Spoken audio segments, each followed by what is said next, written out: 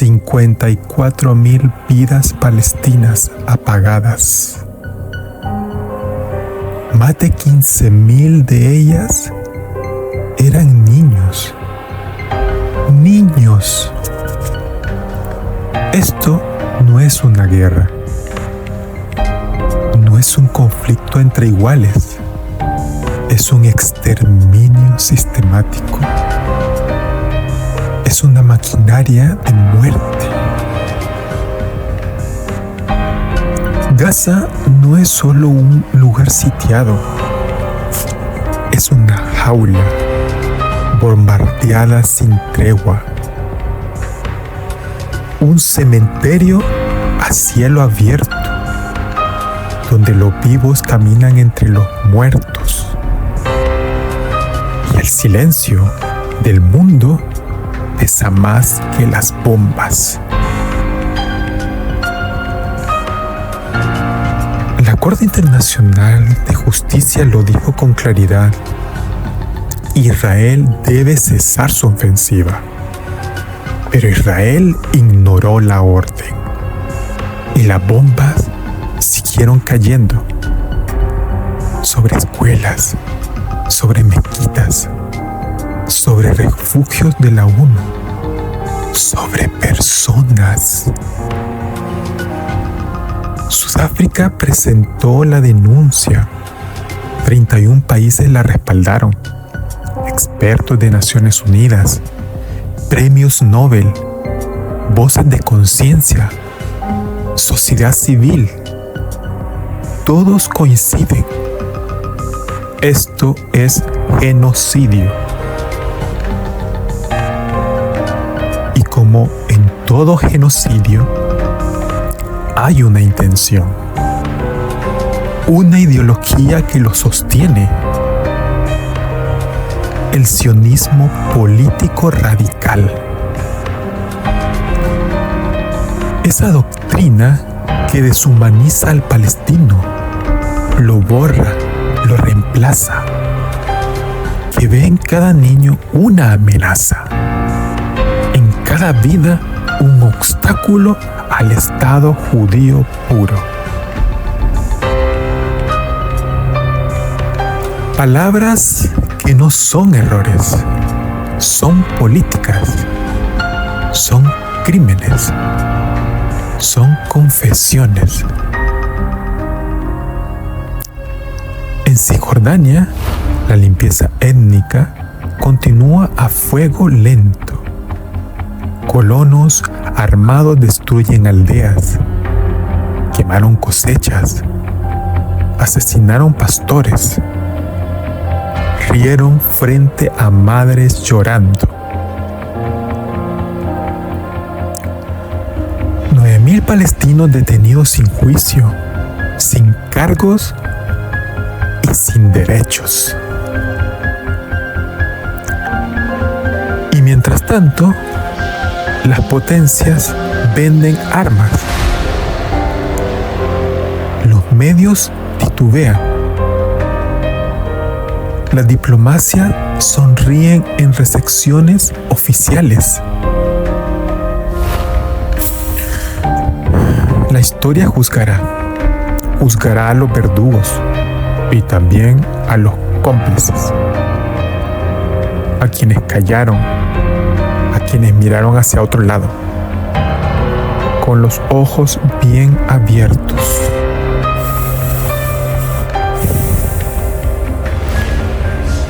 Gaza nos llama, nos grita. ¿Hasta cuándo diremos nunca más? Mientras lo permitimos. Exige, actúa y rompe el silencio. Soy Kadir Bendek y esto que escucha no es solo un informe, es un espejo. Un espejo que refleja la oscuridad más brutal que nuestra especie puede mostrar. La capacidad de destruir, de justificar lo injustificable, de voltear la mirada mientras lo inhumano ocurre en tiempo real. Gaza y Cisjordania no son notas al pie de la página en la historia. Son el escenario de un crimen sistemático, de una maquinaria de ocupación, despojo y aniquilación. Hoy, desde Hereje Literario, les presento un análisis que no admite matices ni ambigüedades. Las palabras valientes de la relatora especial de la ONU, Francesca Albanese, las advertencias de la Corte Internacional de Justicia, los informes de las ONG, juristas, expertos, activistas, testigos, voces que se alzan para decir lo que muchos no quieren oír. Que esto no es un conflicto, es un genocidio deliberado. Y ante eso, la pregunta no puede evitarse. ¿Seremos testigos indiferentes o seremos la grieta que rompa el silencio?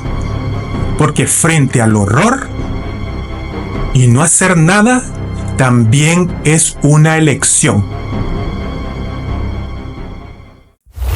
Según el Estatuto de Roma de la Corte Penal Internacional, el genocidio se define como actos cometidos con la intención de destruir, total o parcialmente, a un grupo nacional, étnico, racial o religioso. Estos actos pueden incluir la matanza de miembros del grupo, causar lesiones graves a su integridad física o mental, imponerles condiciones de vida que conlleven su destrucción física total o parcial y tomar medidas para impedir la procreación dentro del grupo, entre otras acciones. מכל הכפרים הערבים אף אחד מהם לא נלחם, כמעט. שהם לא היה להם, גם נשק לא היה להם. מי נתן להם נשק? הם לא חשבו שהם בורחים להרבה זמן, הם לא חשבו שהם לא יחזרו, אף אחד גם לא העלה על דעתו, שעם שלם לא יחזור. כן?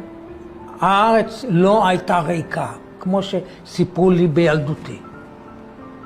כן? בילדותנו סיפרו לנו כל מיני סיפורים, כל מיני מעשיות. הארץ לא הייתה ריקה אף פעם.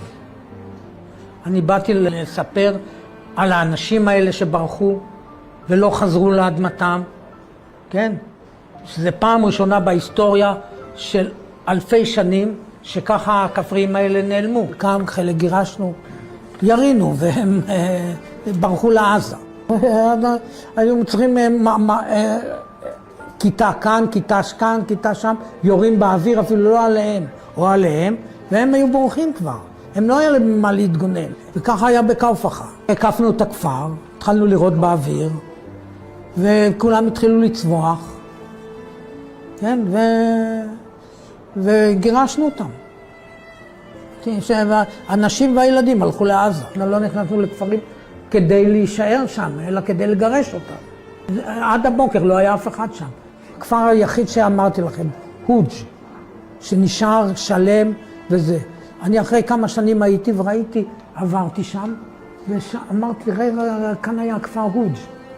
אז אמרו, היה. זה היה ואדי יפהפה, ירוק כזה, יוצא דופן. אז אמרתי, מה קרה? אמרו, גירשו אותם יחד עם ערביי אשקלון. זה היו כפרים שלווים ושקטים, כן? שהגיע להם להישאר על אדמתם, כמו שהם היו 5,000 שנה קודם. זה היה חלק מהדברים הנוראים. מה היה הסיבות לנכבה הזו? למה היסטורית? אף פעם לא גירשו אותם, ואנחנו כן גירשנו אותם, בגלל האידיאולוגיה הציונית. Para empezar, tengamos un poco de contexto.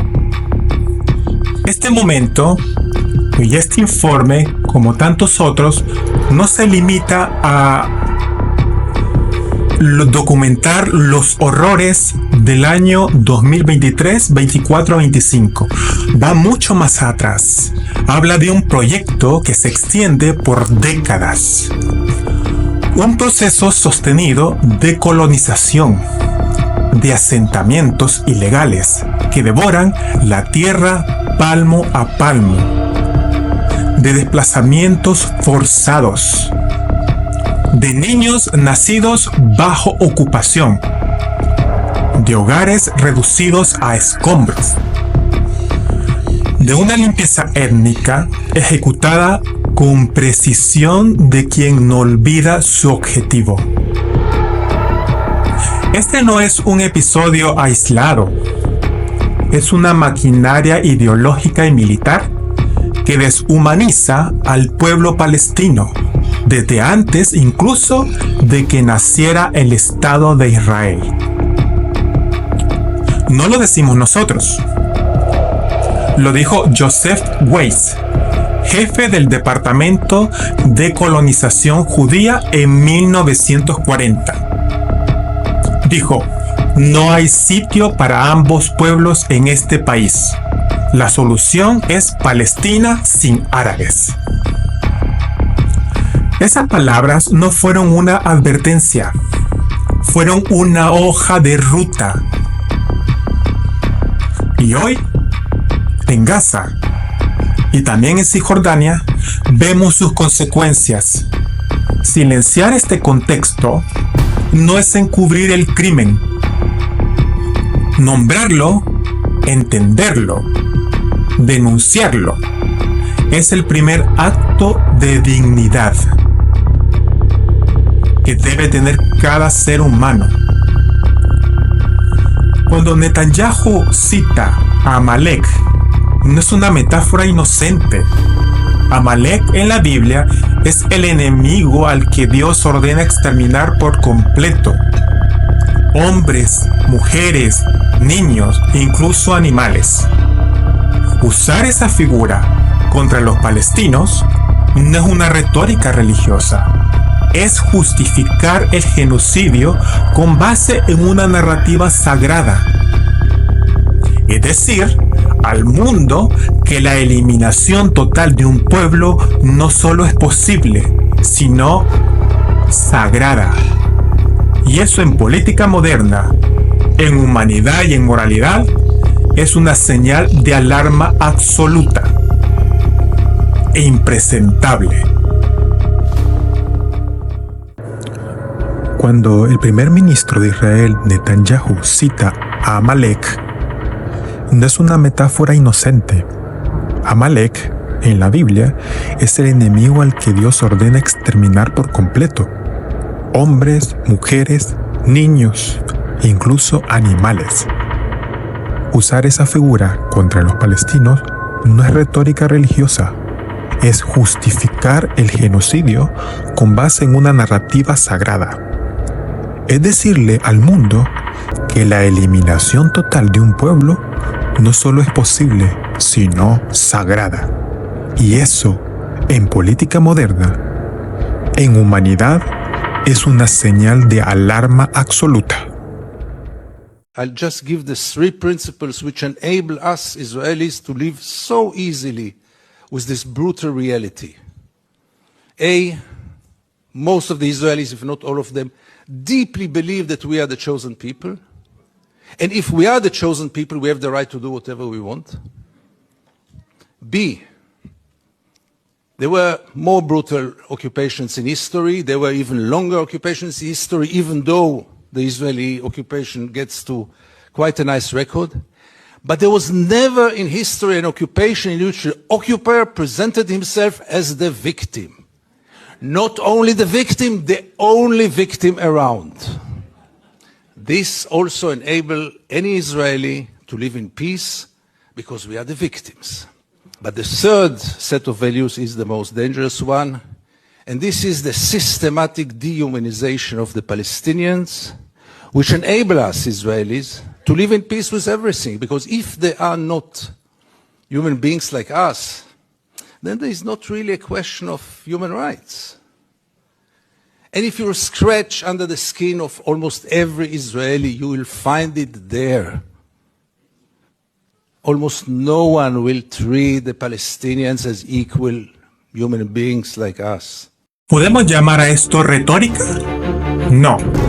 Esto es un exceso de lenguaje.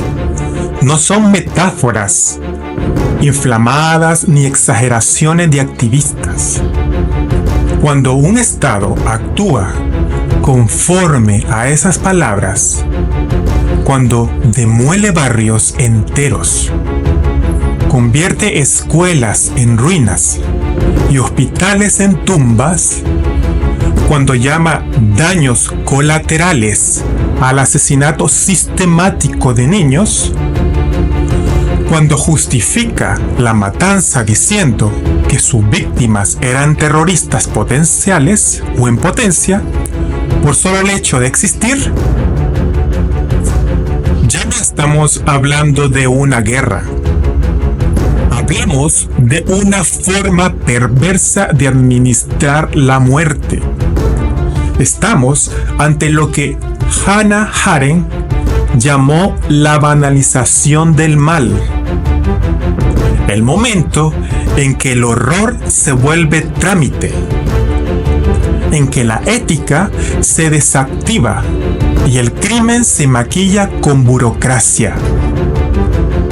En sencillas palabras, es la normalización del genocidio. Una monstruosidad ejecutada no por fanáticos desquiciados, sino por estados, ministros, jueces, voceros, diplomáticos, periodistas. Personas perfectamente funcionales que visten trajes, firman decretos y ordenan bombardeos desde escritorios. Estamos ante la banalización del mal que advirtió Hannah Arendt. Un día, un estudiante le preguntó a Hannah Arendt: «Maestra, siempre nos enseñan a distinguir entre el bien y el mal, pero ¿por qué tantas personas permiten injusticia sin hacer nada?». Arendt suspiró y respondió: «Porque creen que no es su responsabilidad. Pero la indiferencia no es neutral, es complicidad». El estudiante frunció el ceño. «Entonces, el problema no es solo quien hace el mal, sino quien lo permite». Arendt asintió. «Exactamente. El mayor peligro no son los tiranos, sino la gente común que elige mirar hacia otro lado. El mal no siempre se impone con violencia, muchas veces avanza porque nadie se detiene a cuestionarlo». El estudiante preguntó: «¿Y qué podemos hacer?». Arendt respondió: «Pensar. La reflexión es el mayor acto de resistencia. Mientras sigamos cuestionando y no aceptemos las cosas sin más, evitaremos convertirnos en piezas de una maquinaria injusta». Desde ese día, el estudiante entendió que el silencio y la indiferencia pesan tanto como las acciones y que pensar críticamente no es un lujo, sino un deber.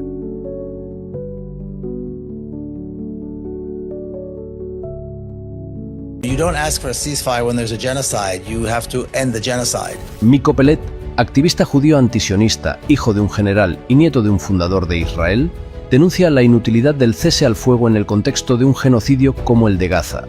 Well, the whole notion of a ceasefire with a genocidal regime, it's absolutely absurd. It's like having asked Hitler for a ceasefire during World War II. You don't ask for a ceasefire when there's a genocide. You have to end the genocide. A ceasefire gave a little bit of reprieve to the Palestinians. It gave a lot more reprieve and the ability to restock and so for the Israelis. And so they could come back even stronger. But a ceasefire is completely irrelevant. It's immaterial. It's the wrong approach and it's the wrong ask. There has to be an end to the genocide. And to end the genocide, you have to end the apartheid state. So if anyone is serious about ending the genocide of the Palestinian people, it's time to look at the apartheid state and dismantle it. Severe sanctions, complete arms embargo, no-fly zone over Gaza. I mean, the demands have to be absolutely unconditional and as strong and worded in the strongest possible way. Demanding and talking and asking for a ceasefire, I thought from the very beginning, was misleading and it was the wrong ask. Israel needs to be put to completely stop, and there's no other way to do it other than dismantling the apartheid state altogether.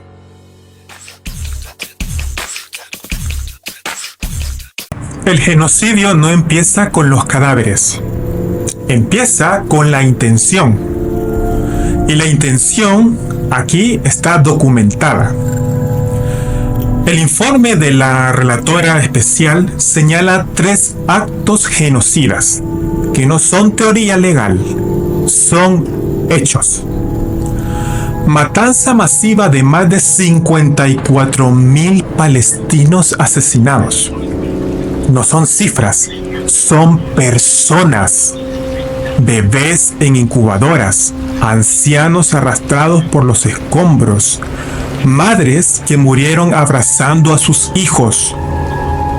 Solo las primeras semanas, 250 personas al día murieron. Cada número, una vida robada. Cada cuerpo, cada vida es una página de una historia que nunca podrá escribirse.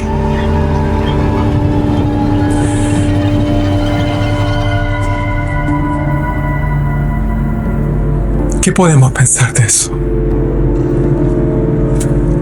Segundo, daño físico y mental. 90.000 heridos, amputaciones sin anestesia, quemaduras, traumas incurables, niños que ya no lloran porque el miedo los ha secado por dentro, el hambre como castigo colectivo, la desesperación como herramienta de dominación.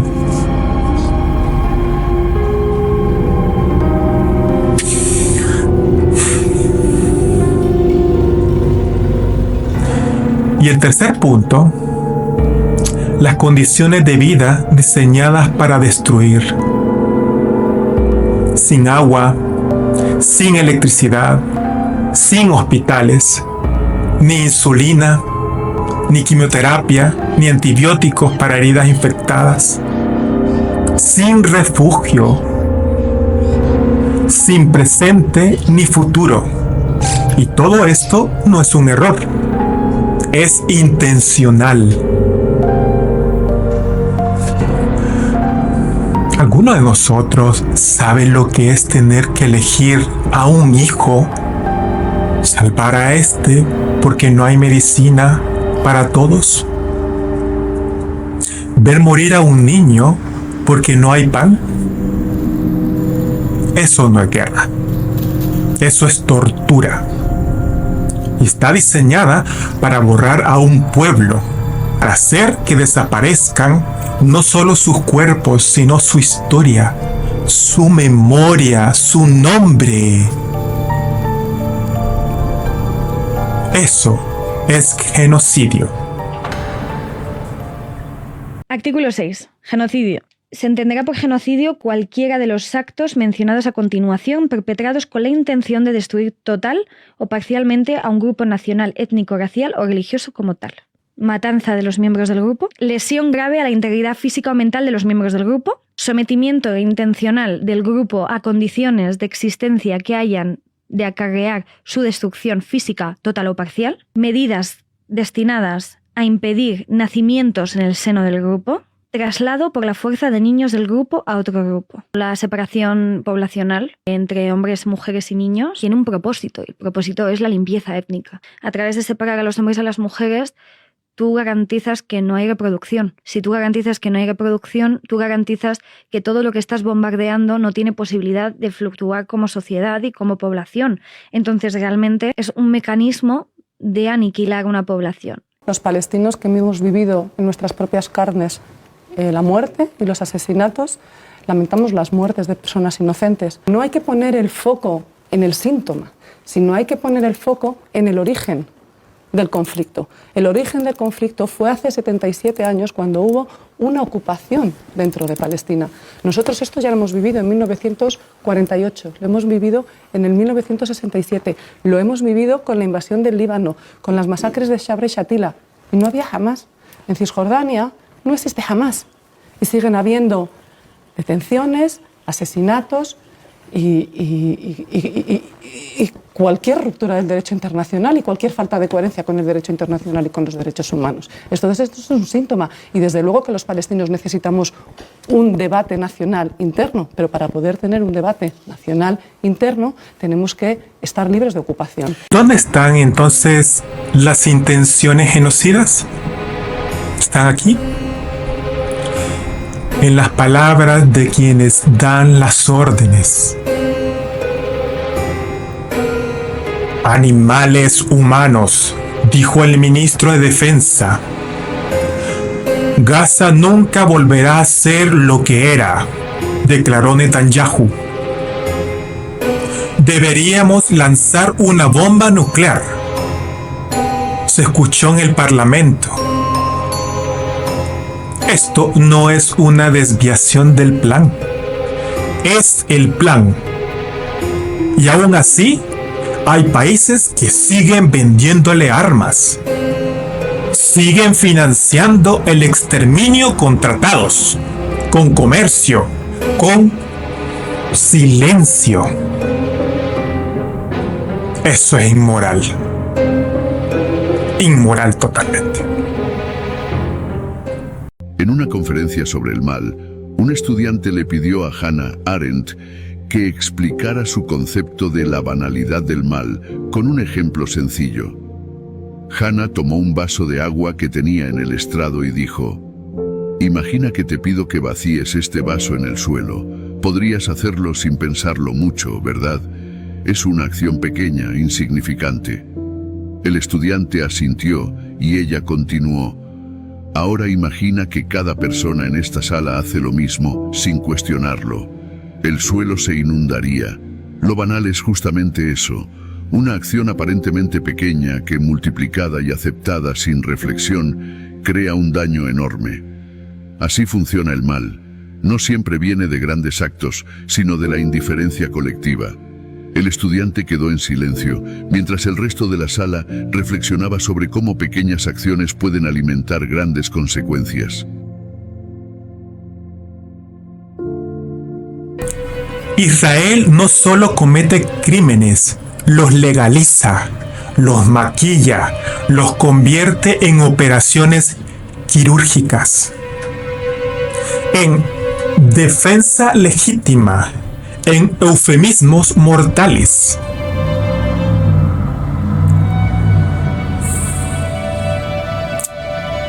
Bombardear un hospital lo llaman neutralizar un escondite terrorista. Matar a una familia entera, daño colateral. Hambre, presión estratégica. Y así funciona lo que el informe llama camuflaje humanitario. Usar el lenguaje del derecho internacional para vaciarlo de humanidad. Para justificarlo impresentable. Para convertir la legalidad en complicidad.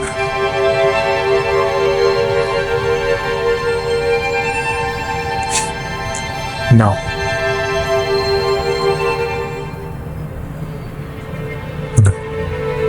No, nunca más.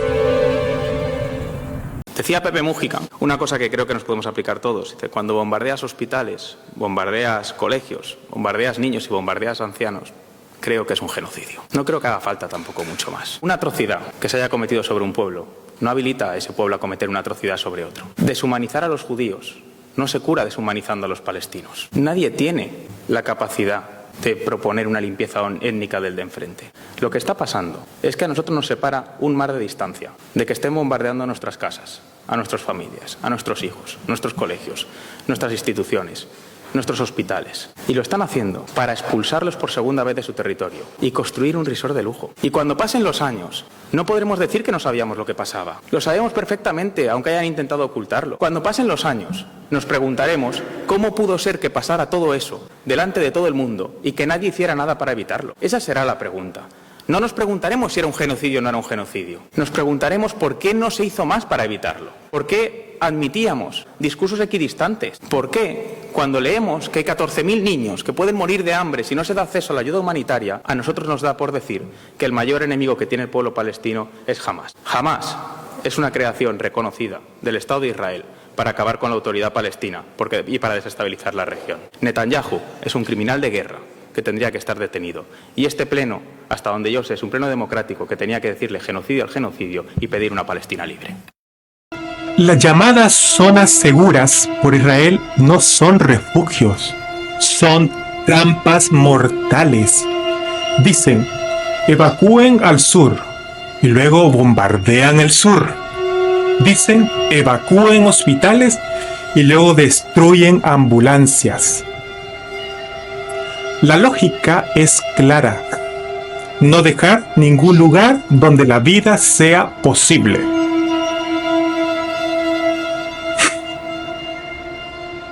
$25,000 toneladas de explosivos, igual a 2 bombas nucleares.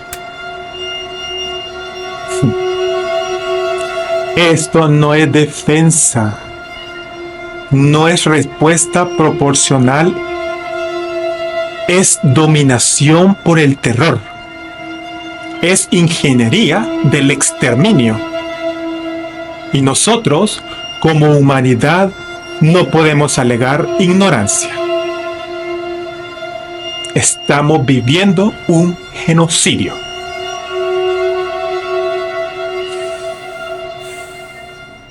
Hi, I'm Einat Gerlitz. I'm 21 years old. On September 4th, 2022, I refused to enlist in the Israeli military. I was sentenced to a total of 87 days in the Israeli military prison. I refused because I could not draft to the military that oppresses my Palestinian friends. I could not draft to the system that takes away the freedom of one people for the supposed security of the other. I refused to take part in the occupation of the Palestinian people. When I refused, I had no clue how far this mechanism of oppression is going to go. In the past 521 days, we are witnessing new levels of violence, political persecution, and raging fascism. We are not staying silent. We are continuing to fight on the streets for an end to the genocide and for a return of the hostages. We came here today to Ottawa, the capital of Canada, to bring up our voice, the voice of the youth that is resisting the Israeli war machine. We are refusing to be complicit with a narrative of Jewish supremacy. We strive to inherently change the existing power dynamics and create an alternative. An alternative of co-resistance of Palestinians and Israeli activists, like in Masafer Yatta, in the South Hebron Hills in the West Bank. As many of you have seen in the Oscar-winning film No Other Land, the brave partnership between Palestinians and Israelis under the ongoing occupation, forced displacement, and ethnic cleansing is our hope. As conscientious objectors, we are taking responsibility for the society we live in. We refuse to be complicit. We are saying not in our name. Israel dice que respeta el derecho internacional, ese derecho internacional humanitario. Pero ¿qué clase de moral o ley justifica convertir un hospital en blanco militar? ¿Desde cuándo el bisturí de un médico es un arma? ¿Desde cuándo un niño es una amenaza? Cuando asesinan a médicos, enfermeros, bebés recién nacidos y aún así lo llaman legítima defensa, las palabras se vacían, se pervierten, se corrompen. Y cuando ya no quedan palabras, ¿qué nos queda? El silencio. La complicidad, naturalizar y normalizar la masacre y el asesinato de personas, mujeres, niños y bebés. La costumbre de ver morir y no sentir. Hay un momento de verdad en el que las palabras no llegan para expresar lo que sientes. Lo que estamos viviendo es la mayor vergüenza de mi generación. Y es vergonzoso no ya porque sea un genocidio, que eso ya lo es todo, o sea, no hay nada peor que eso, sino porque los líderes de los países que dicen defender los derechos humanos no solamente se callan, sino que les dan apoyo, les dan cobertura y les venden armas. Alemania es el segundo país que más armas está vendiendo a Israel. Armas que, repito, no son para la defensa, sino son para exterminar a un pueblo que no se puede defender. En el momento en el que han conseguido que haya una idea, vaga idea, según la cual el árabe es malo, se entiende por parte de algunos que se pueda matar a todos. Pero eso, simplemente eso, habla tan mal de nosotros. A mí me da vergüenza que los libros de historia dentro de 5 minutos lean lo que el resto del mundo hizo y digan, pero esta gente, ¿cómo que no lo vio? Porque es que se está repitiendo una cosa muy similar a lo que ocurrió cuando lo que llaman la Segunda Guerra Mundial, ¿no? Cómo dejaron que invadiera Polonia y nadie hizo nada. Es que es una cosa muy similar. Yo insisto, estoy avergonzado. Yo he tenido la posibilidad de viajar a Palestina. Yo he visto cómo viven allí, no me lo han contado, yo lo he visto. Y ya no tenía sentido hace 10 años. Ni lo tenía hace 20. O sea, yo tengo el rimas de no más piedras contra tanque en Palestina de hace 25 años. Eso lleva ocurriendo un montón de años. Pero que ahora estemos mirando hacia otro lado, que incluso haya gente que lo aplauda, hace que yo tenga ganas de bajarme de este autobús, de verdad. Es vergonzoso. Creo que deberíamos posicionarnos todos como sociedad civil para obligar a nuestros gobernantes a hacer lo posible para que eso acabe no dentro de una semana ni dentro de 2, sino ayer. El Estado de Israel no tiene derecho a existir. Parte 2, argumentándolo en base al derecho internacional para que lo uses en tus debates con los progenocidas. Bien, el Estado de Israel surge con la Declaración de Balfour de 1917 que firma Reino Unido prometiendo a los judíos su Estado en el territorio histórico de Palestina. Israel utiliza esta declaración como fuente de su legitimidad cuando en realidad constituye la primera violación de los derechos de los palestinos. Y es que Reino Unido no tenía ningún vínculo legal con Palestina, que en aquel momento pertenecía al Imperio Otomano, y por lo tanto no tenía la capacidad legal, ni mucho menos legítima, de decidir sobre su futuro. Sin embargo, cuando termina la Primera Guerra Mundial, el Imperio Otomano se disuelve y pasa a estar ocupado por las potencias ganadoras, principalmente Francia y Reino Unido. Y aquí es cuando comienza una inmigración masiva de judíos que acaba dando lugar a diferentes enfrentamientos. Y al final Reino Unido decide desentenderse y le pasa el asunto a la ONU. Aquí es cuando la ONU saca la famosa resolución de los 2 estados, que en ningún momento aborda la cuestión de por qué razón tiene que estar el Estado de Israel en ese territorio, y tampoco aborda cómo va a coexistir un Estado étnico con otra población, es decir, un Estado étnico como es Israel que se construye únicamente para una etnia, los judíos, ¿cómo va a vivir con una población que pertenece a otra etnia? Esa situación antes o después iba a dar lugar a una limpieza étnica, a un genocidio como estamos viendo a día de hoy, y eso nunca lo abordó la ONU. Tampoco consideró el hecho de que la idea del Estado de Israel parte de un contexto colonial, es decir, Reino Unido como potencia colonizadora decide sobre el futuro del territorio que está ocupando, sin consultar en ningún momento a la población que vivía ahí, a los palestinos. Y por lo tanto la propia idea del Estado de Israel surge de la usurpación del poder político de la nación que vivía en Palestina, que nunca fueron consultados y nunca se les ha tenido en cuenta. Por lo tanto, el Estado de Israel surge con una declaración que es ilegítima porque parte de un contexto de ocupación colonial y no tiene fundamentos ni legales ni mucho menos legítimos para existir y menos para estar en el territorio de Palestina cometiendo una limpieza étnica. It's a clip from an actual class in Israel. Listen to what the kids say, but more so, look at the expressions and the reactions of the adults in this video. כשאני אומרת לכם ירושלים, מה עובר לכם בראש? מה זה ירושלים? בית המקדש. כותל. מה עוד? מי מאמין שבית המקדש ייבנה בשנים הקרובות? מה יש שם עכשיו על בית המקדש? אז מה יקרה עם המסגד? יישבר? אם מכן פגש בשנה האחרונה ילד ערבי? איפה פגשת ילד ערבי? ליד הכותל. ודיברת איתו? לא, הוא דחף אותי, אבל לא... ומה קורה כשאתם רואים ילד ערבי? מה אתם מרגישים? רגשות זעם. זעם? מה קורה כשאתם פוגשים ילד חילוני? למה אתה מבחר עליו כשאני ילד חילוני? מה הוא מפסיד? הוא לא הולך לחילוני. כשאתם חושבים על ירושלים בעוד 10 שנים, כולם חרדים? לא כולם חרדים, ערבים חלק חרדים. כולם יהודים, ויש גם ערבים שהם עובדים. תהיה משיח, הבנתי, כן, מה אתה אומר? שמלחמה כל הערבים ימותו, וחלק מהם יהיו עבדים.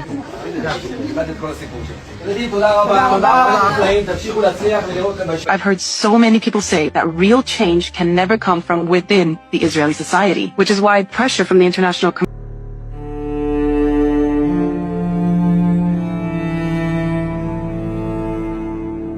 Tus padres fueron supervivientes del gueto de Vilna durante el Holocausto nazi. Yo iba a la escuela argentina y a la tarde a la escuela judía, sionista. Y allá palestinos no teníamos la más pequeña idea. No os hablaron en ningún momento del pueblo palestino. Donde nos enteramos que había palestinos es leyendo. Pudiste ver los estragos de la ocupación israelí. ¿Qué episodios supusieron un punto de inflexión para ti? Visitar donde viven los palestinos, el lenguaje de discriminación. Cuando se quería decir un trabajo mal hecho, decían un trabajo árabe. Lo dicen directamente, no queremos aquí palestinos. Cuando empezaron el proceso de colonización, y ellos lo llamaban colonias. El discurso sionista era: ocupamos esas nuevas tierras, Cisjordania, Gaza, Jerusalén, como una carta para la paz. Donald Trump precisamente compartió un vídeo hecho con inteligencia artificial en el que se podía ver Gaza convertida en un resort de lujo. Que tantos judíos en Estados Unidos hagan actividades, acciones, protestas tan contundentes, no me hubiera imaginado eso hace 3 años. Se os ha expulsado de algunos espacios, acusado de antisemitismo. De tratarnos de que somos malos judíos, que somos traidores, que es una vergüenza hablar con nosotros. Normalmente un judío bueno tendría que darnos la espalda. Todos los movimientos no violentos que los palestinos impulsaron siempre llevó a más matanzas, y si no llevó a matanzas por casualidad fue completamente ninguneado. Que los palestinos tienen derecho a defenderse.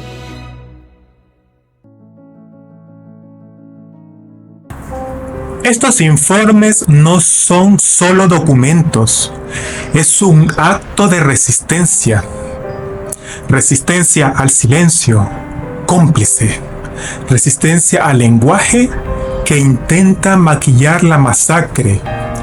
Resistencia al odio, de deshumanizar hasta borrar rostros, nombres, infancias. Nombrar el genocidio es negarse a normalizarlo. Es decir, con todas las letras, lo que ocurre en Gaza y Cisjordania no es una operación militar. No, es un crimen contra la humanidad. Pero no basta con indignarse desde la comunidad de la pantalla. No. Como lo ha señalado la relatora especial de la ONU, los juristas y demás sociedad, hay que actuar, denunciar, interpelar, incomodar, porque el horror prospera donde la pasividad se disfraza de neutralidad.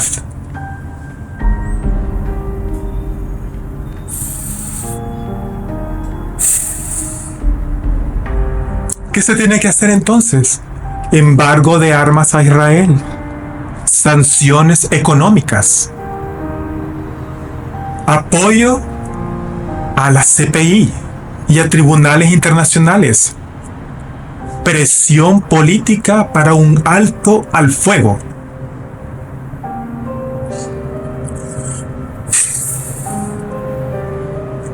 Ustedes ahora mismo tienen una elección.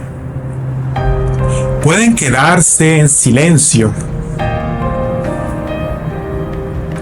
o pueden levantarse. Difundan este informe como un grito que atraviesa las fronteras. Exijan a sus gobiernos que dejen de financiar este crimen de lesa humanidad con diplomacia. Boicoteen a las empresas que se lucran con la sangre palestina, con niños asesinados, que sostienen esa ocupación, porque cada acto de indiferencia también se escribe en la historia, y la historia será implacable. ¿Fuimos solo espectadores paralizados o cómplices activos del horror?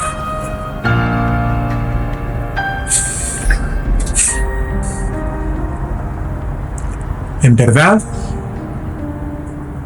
esto ha sido muy difícil para mí compartirlo e investigarlo y darme cuenta de la aberración que se está viviendo como humano, como que estamos viviendo como humanos.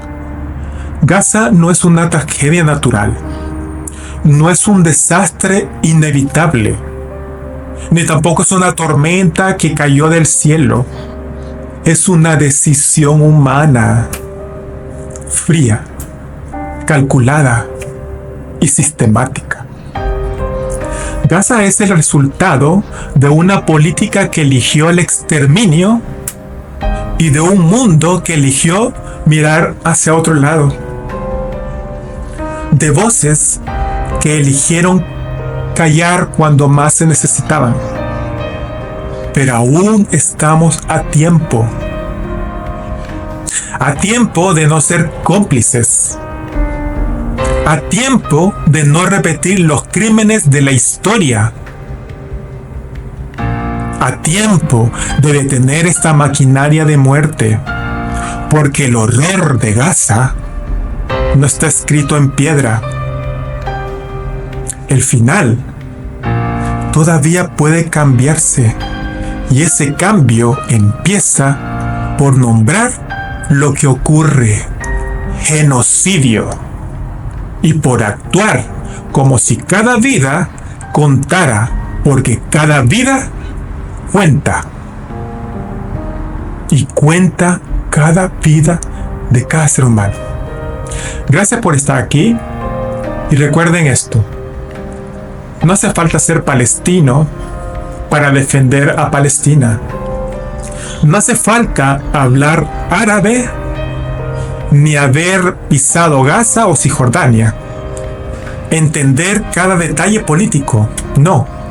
Lo único que hace falta es no haber olvidado lo que significa ser humano. Porque si la humanidad no es capaz de reaccionar ante el exterminio de un pueblo, entonces, ¿qué nos queda de ella?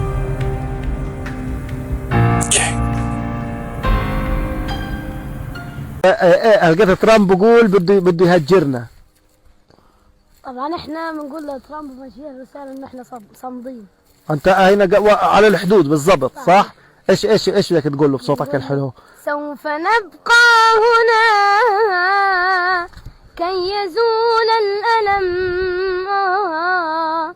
سوف نحيا هنا سوف يحلو النغم. موطني موطني موطني يا أنا. موطني موطني موطني موطني موطني يا أنا. إلك ذكريات هان؟ هذا انت على فوق داركم. ايش ذكرى؟ احكي لي على الذكريات، انشد لي على الذكريات. ذكرينا يا بقايا الأمس فينا. ما أقسى الحنينا. زادنا الشوق وأنينا. حدثينا ما لها الجدران خرسا. هل ترى تجفو وتنسى. غربة الأرواح أقسى. الله يرحم حمزة أبو قينص. إذا راح حمزة في مين يخلفه إن شاء الله. البطل إيش اسمك؟ فراس زلو. إن شاء الله عليك يا فراس.